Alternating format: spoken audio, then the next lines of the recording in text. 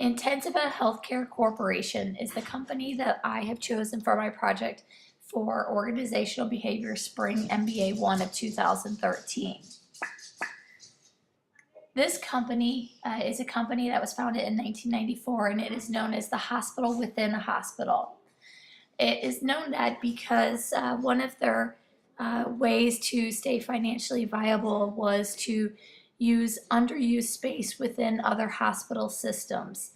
That way they were able to provide higher quality at low cost to patients and find a way to provide that to the physicians as well, and to come across as a more viable option for the payers. They are looked at as a highly specialized acute long-term care for critically ill or injured patients who require intensive medical monitoring and treatment, and who often have had medical conditions and who are medically unstable. Some of these issues can be pulmonary related. Maybe they need to be ventilated on a respirator. Some may be late stage cancers, cardiac conditions, renal failures, and many more. One of the reasons why I've actually had some history with long-term acute care. I've worked at SSM DePaul Health Center, and we actually had a unit that was especially just for this type of institution. And people choose between a traditional hospital setting versus a long-term acute care for many reasons, and a lot of it comes to price. The price for being in a traditional hospital versus a hospital within a hospital is a lot cheaper as opposed to staying in a normal ICU.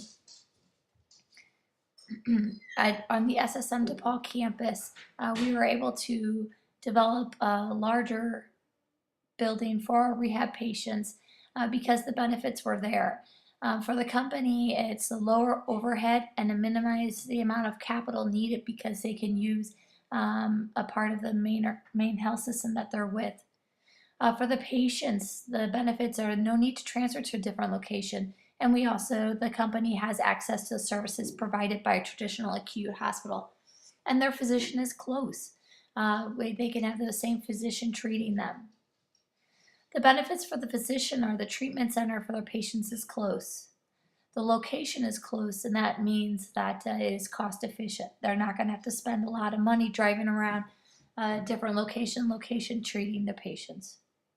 And then you have the benefit for the payer, and for 70% of the payers is usually Medicare, and that is reduced cost and higher quality of care. Intensiva healthcare is that hospital within a hospital. That was a phrase that frequently described the corporation. Their specialty was to provide that long-term acute care for critically ill patients. A little bit more into the origin of the company. As stated earlier, this company was founded in 1994 by David Cross, who was the president and the executive officer, and it was located in Clayton, Missouri. The mission was to be that high-quality, low-cost provider and to generate high-quality outcomes, and again, to be able to do it at a price less than if the patient was in a traditional intensive care unit. In terms of objectives, the plan was to have 19 to 20 operating hospitals by the end of 1997, and to continue to grow aggressively the number of the facilities over the next 3 years. However, in October of 1996, Intensiva became an IPO and was open for trade on the stock market. It started out as $6 a share. Its highest was over $11, and its lowest was in the $2 range. The company rapidly expanded its operations, and by 1997 had 10 acute long-term hospitals that comprised over 350 beds. The company was on a fast-growing track. By 1998, the company had 22 locations in 9 different states, with plans for 7 more locations to open by 1999. However, the company was acquired by Select Medical Corporation on December 21, 1998, when Select purchased over $9.1 million of shares through the IPO. The acquisition of Intensiva Healthcare by Select made it the largest provider of acute long-term care in the country. In the sale of Intensiva to Select, the top executives made some very healthy gains. According to the St. Louis Business Journal, the top two executives, David Cook and John Lewis, reaped over $6.5 million from the sale. That's pretty nice.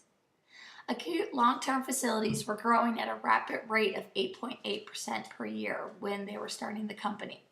In 1997, there were only 192 facilities, and by 2006, there were over 408 acute long-term care facilities. And when David Cross was first interviewed by Forbes magazine as what the future of acute long-term care facilities would be, he estimated that the market had the availability of having up to 500 and still staying viable. So we're getting close to that.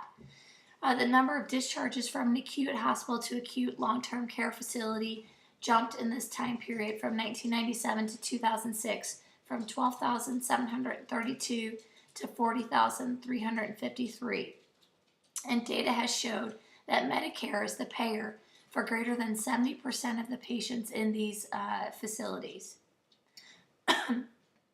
As I stated earlier, Intensiva provided that highly specialized acute long-term care for these critically ill patients.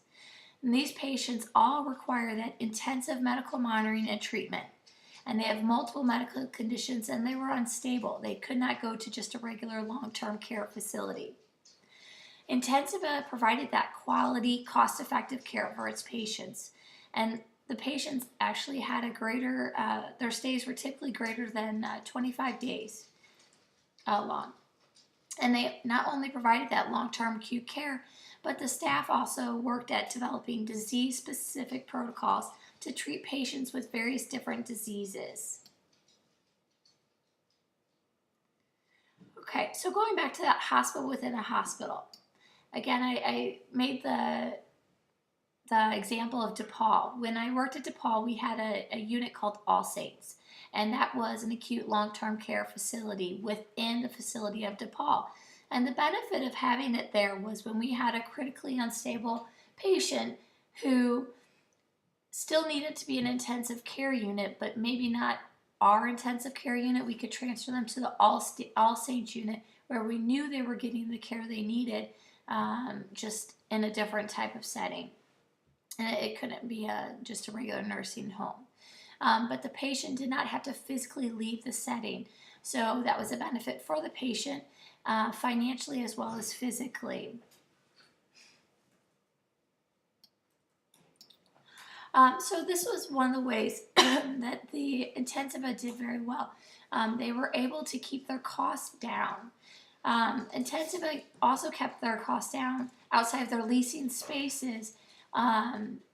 But with leasing space, instead of building the standalone, they didn't have to have all of the other overhead or capital purchases that a normal standalone would need.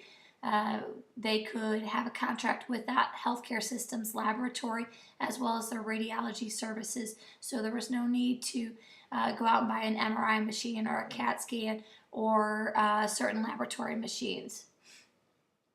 They also had the availability of, if a patient needed to go back to that traditional setting ICU, they could transfer them back easier than ambulance. The business model of Intensiva Healthcare Corporation paved the way for each of its locations to be certified by Medicare as that long-term care hospital, and made them exempt from Medicare's prospective payment system after each location opened. It took 6 months of being open to be able to receive cost-based reimbursement, which the company believed is more appropriate given the medical condition of its patients. And remember, as I stated earlier, greater than 70% of its patients were being paid out by Medicare. The patients and their families have limited choices for extended health care. These choices are usually guided by that healthcare company or health insurance company. and that Intensiva Healthcare believed that it held many advantages for their patients as that right choice.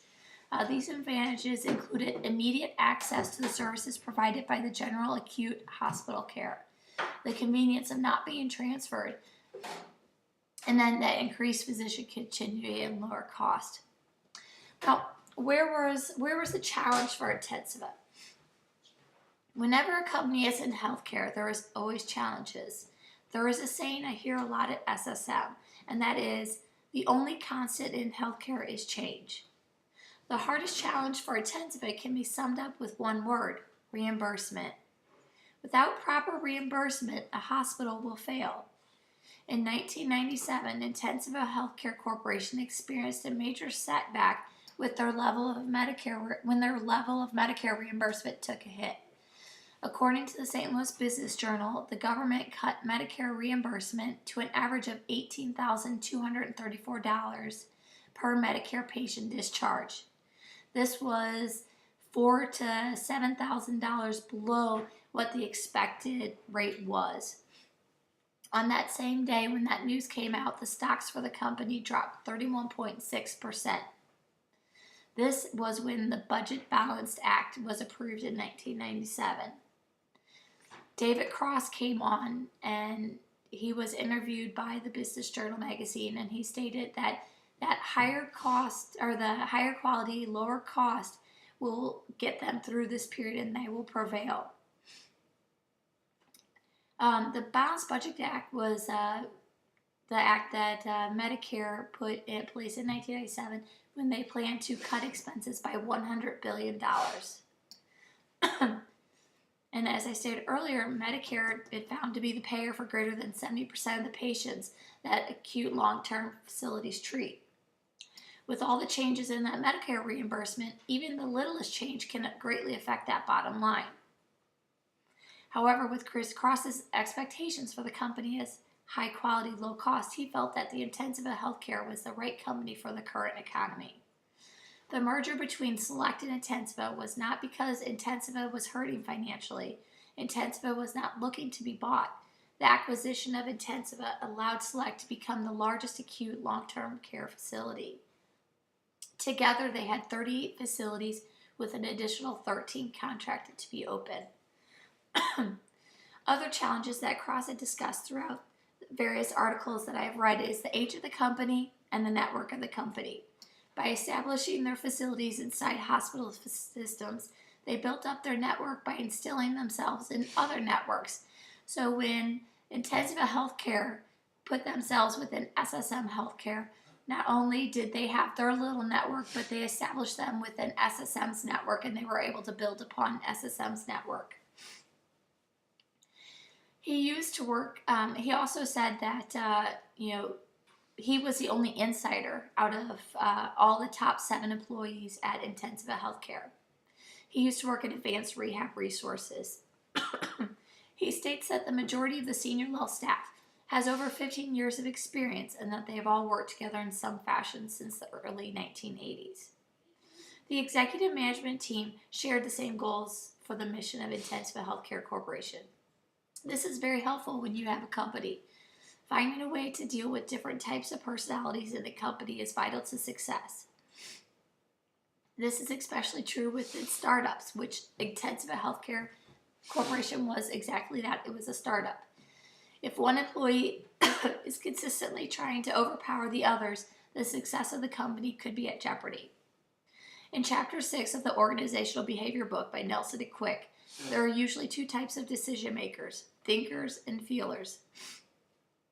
In healthcare, feelers are not as common as thinkers. True hard facts are very important in making decisions to grow the company and decide which areas to focus on and what not to focus on. Also, as the company is growing, objectives can be set by setting SMART goals. These are specific, measurable, attainable, realistic, and time-bound. All of the goals that I am expected to set for my departments have to be SMART goals. It is a great way to set expectations of your employees and hold them responsible for their duties. It's also a very easy way to cut an employee out or riff an employee if they're not meeting their expectations set. Another challenge is the political environment of healthcare. Regardless of the size of the healthcare company, they need to be proactive in the political environment. This is especially true for companies such as Intensiva. When the majority of their payers are a government-backed insurance company, they need to be aware of what the government's current and future plans for reimbursement are. They also need to be aware of certain guidelines that the company needs to abide in order to get the highest reimbursement possible. There is a group called the Joint Commission. They are responsible for qualifying your healthcare system as a Medicare-approved facility. They do routine checks, usually once a year, for compliance to their guidelines. If a facility loses their Medicare certification, it is the kiss of death financially, because once you lose your Medicare certification, the other commercial payers who generally pay you more will soon follow. Intensiva's facilities were routinely inspected by the Joint Commission, aka JACO. This is another way for the company to also tout high-quality practices. When Intensiva Healthcare Corporation was acquired by Select Medical Corporation in 1998, it was a move that helped the true mission of Intensiva grow faster than it would have been able to if the merger was not there. In fact, Select Medical has grown even larger and collaborated with even more hospital systems, such as the one here in St. Louis, which is SSM. Select has a joint venture with SSM Healthcare, and they formed SSM Select Rehab. They just built a brand new hospital on the SSM DePaul Hospital campus in Bridgeton.